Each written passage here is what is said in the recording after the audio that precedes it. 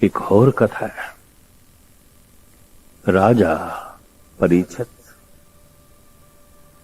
पांडुआं दा पड़पोतरा। ਉਹ व्यास ਨੂੰ ਬਾਕੀ ਰਿਸ਼ੀਆਂ ਨੂੰ ਅਕਸਰ ਕਿਹਾ ਕਰਦਾ ਸੀ, ਜੇਕਰ श्री कृष्ण अर्जुन ਨੂੰ युधिष्ठिर ਨੂੰ सब कुछ दस देंदे, अगर वो जानी जान सन तां पांडुआं दी ये दुर्दशा ना होंदी जो होई है। ऋषि मुनि परीक्षित ਨੂੰ समझांदे सन, होनी बलवान है, होनी बलवान है, होनी ਨੂੰ नहीं रोकया जा सकता, कठिन है। परीक्षित कहता है, अगर मनुख को पता चल जाए कि फलाने दिन ऐसा होना है तो मनुख यतन कर सकता है, उपराले कर सकता है, होनी दे भाव नूं रोक सकता है, परे सक सकता है। तो दूसरा श्लोक है धन गुरु अर्जन देव जी महाराज का संस्कृति श्लोक। बहुत जतन करता बलवंतकारी सेवंत सूरा चतुर्दश होवंत आ गया भगवान पुरखे नानक कीटी सास अकरखते। राजे परीक्षित नूं ऋषियां ने दस्या, तेनू तक्षप नाम दे एक सप ने डंग मारना है पूर्णमासी वाले दिन,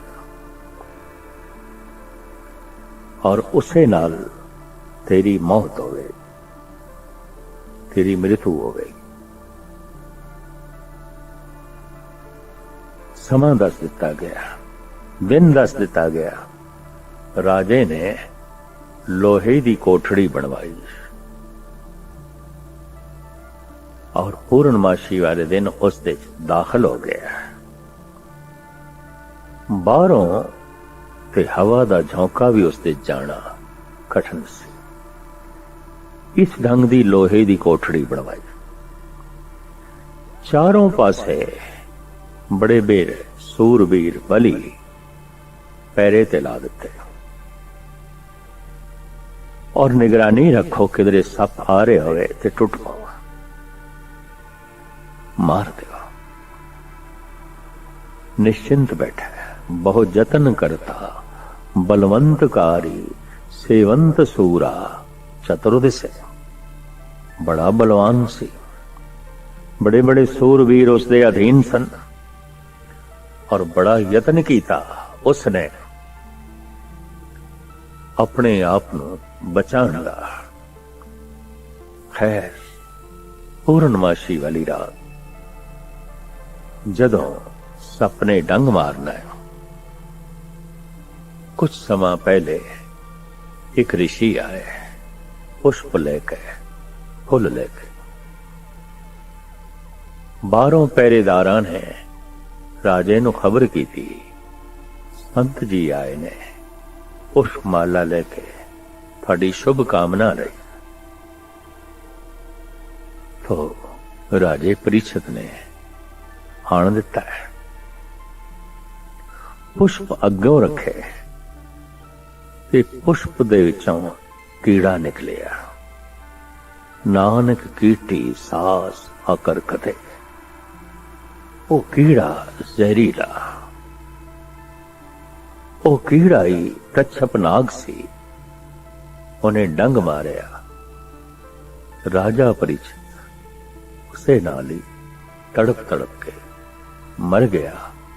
रोंदा रहा, रोंदा रहा, रोंदा रहा। रोना इस गल दा है, जो मैं चाहया सी नहीं होया, नहीं होया, और जो मैं नहीं चाहता सी हो गया, हो गया।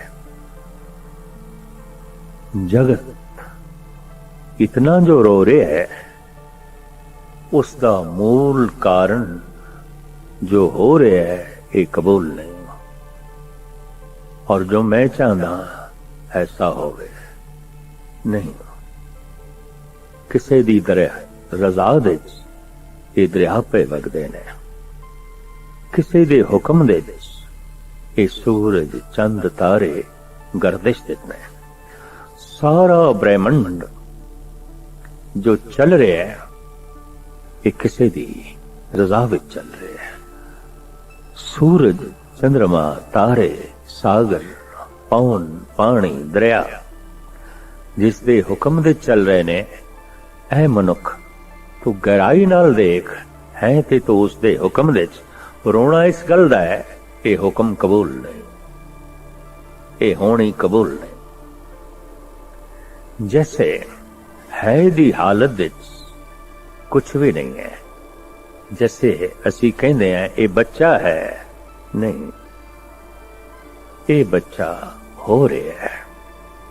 क्यों?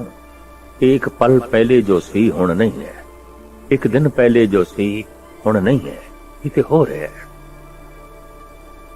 ये बच्चा जवान हो रहा है, ये जवान बुढ़ा हो रहा है। बच्चे दा जवान होना ये एक हुक्म है, होनी है। जवान दा बुढ़ा होना एक हुक्म है, होनी है। बुढ़े दा मौत दी आहोश विच चले जाना होनी है, हुक्म है। जो हुक्म साडे तन ते लागू है ओही साडे मन ते लागू है। धर्म दी साधना है मनुख अपना मन प्रभु दे अनुकूल करे, लेकिन मन अपने स्वभाव करके, अपने अहंकार करके, अपने लोभ करके, अपनी वासना करके प्रतिकूल चलता है। और जीवन विच जिथे जिथे रुकावटां ने, बथेरियां रुकावटां ने, वो रुकावट की है दरअसल वो होनी है, बहाव है। वो होनी इसनू कबूल नहीं। जवानी कबूल सी, बुढ़ेपा कबूल नहीं। चलो रो पुट के बुढ़ेपा भी कबूल सी, मौत कबूल नहीं है। नफा कबूल है, नुकसान कबूल नहीं। इज्जत कबूल है, बेइज्जती कबूल नहीं। खुशियां कबूल ने, गम कबूल नहीं। और कौन दसे जगत मेरी चाहत नाल नहीं चल रहा, इति प्रभु की चाहत नाल चल रहा है।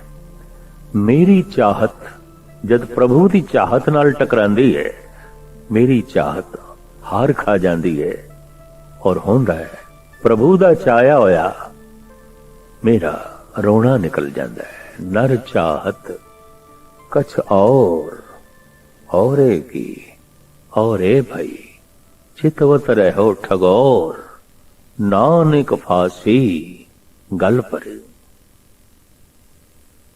अगों फिर जन्मां दी फांसी पै गई।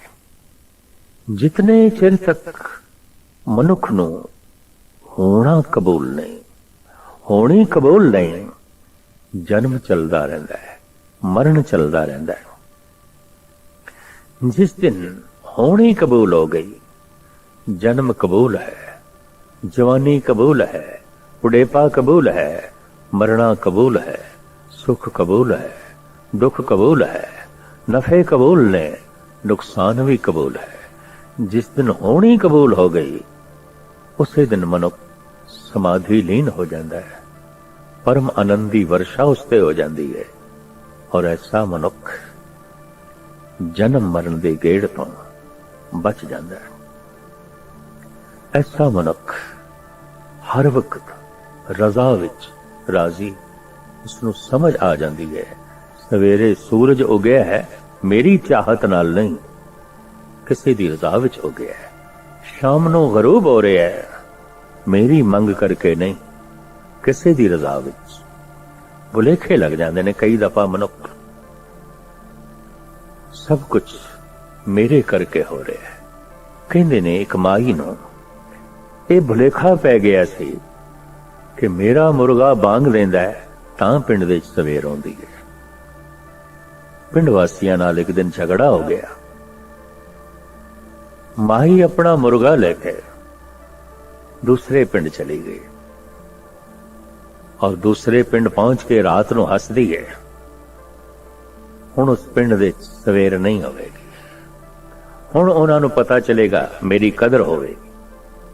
ਹੁਣ ਪਤਾ ਚਲੇਗਾ ਕਿ ਜ਼ਿੰਦਗੀ ਸਾਰੀ ਉਹਨਾਂ ਨੂੰ ਅੰਧੇਰੇ ਦੇ ਜੋ ਹੈ ਕੱਟਣੀ ਪਏਗੀ। ਅੰਮ੍ਰਿਤ ਵੇਲੇ ਜਿਸੇ ਮੁਰਗੇ ਨੇ ਬਾਂਗ ਦਿੱਤੀ, ਪਿੰਡ ਵਿੱਚ ਸਵੇਰਾ ਆਉਣ ਲੱਗ ਪਿਆ। ਮਾਈ ਹੱਸਦੀ ਪਈ ਹੈ, ਉਸ ਪਿੰਡ ਦੇ ਵਿੱਚ ਅੰਧੇਰਾ ਹੋਵੇਗਾ, ਰਾਤ ਹੋਵੇਗੀ। ਮੂਰਖਾਂ ਨੇ ਮੇਰੀ ਅਪਮਾਨ ਕੀਤਾ ਹੈ, ਹੁਣ ਜ਼ਿੰਦਗੀ ਅੰਧੇਰੇ ਵਿੱਚ ਕੱਟਣ।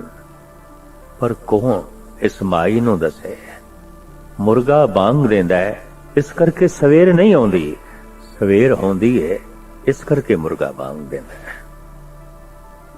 ਪ੍ਰਾਤः ਕਾਲ ਹੁੰਦਾ ਹੈ, ਉਹ ਫੁੱਟਦੀ ਹੈ ਤਾਂ ਮੁਰਗਾ ਬਾਂਗ ਦਿੰਦਾ ਹੈ। ਮੁਰਗਾ ਬਾਂਗ ਦਿੰਦਾ ਹੈ ਇਸ ਕਰਕੇ ਪੋ ਨਹੀਂ ਫੁੱਟਦੀ, ਉਹ ਫੁੱਟਦੀ ਹੈ ਤਾਂ ਮੁਰਗਾ ਬਾਂਗ ਦਿੰਦਾ ਹੈ। ਸਵੇਰ ਆਉਂਦੀ ਹੈ ਤਾਂ ਮੁਰਗਾ ਬਾਂਗ ਦਿੰਦਾ ਹੈ।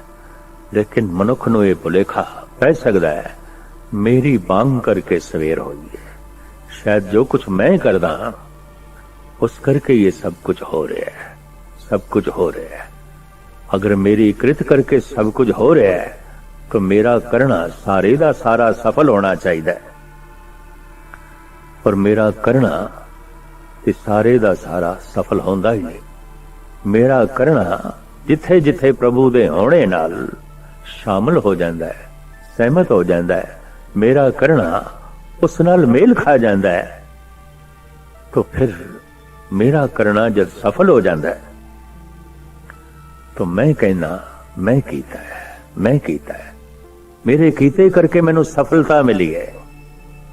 पर हुण कौन दसे कि परमात्मा दा होना सी, उहदे होने करके तेरा करना मेल खा गया, उहदे होने करके तेरा करना सफल होया है, तेरे करें करके ये होना नहीं होया। उसदे होने करके तेरा करना सफल हो गया।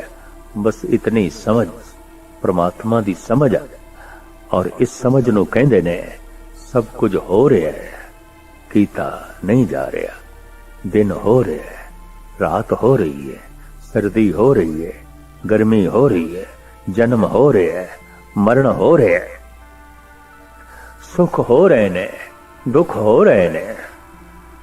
इस जगत दे सब कुछ हो रहा है, हो रहा है, हो रहा है।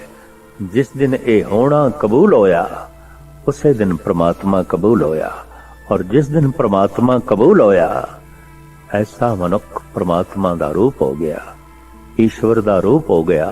हुण उसदी अपनी कोई चाहत नहीं। जब अपनी कोई चाहत नहीं तो हुण अपने कोई रोने ही नहीं रह गए। हुण ते प्रभु दी चाहत, हुण ते जिस पासे दरिया बह रहा है उन्हें नौका अपनी उसे पासे तोड़ दी है। हुण ते हवा मां दा रुख जिस पासे है किते उस पासे ही चल पे है। हुण ते प्रभु दी जो रजा है वही इसनूं कबूल है, वही इसनूं प्रवान है। इस करके जीवन विच आनंद बन जाता है, रस बन जाता है। होनी अनहोनी दी समझ ही परमात्मा दी समझ है, गुरु दी समझ है, ईश्वर दी समझ है।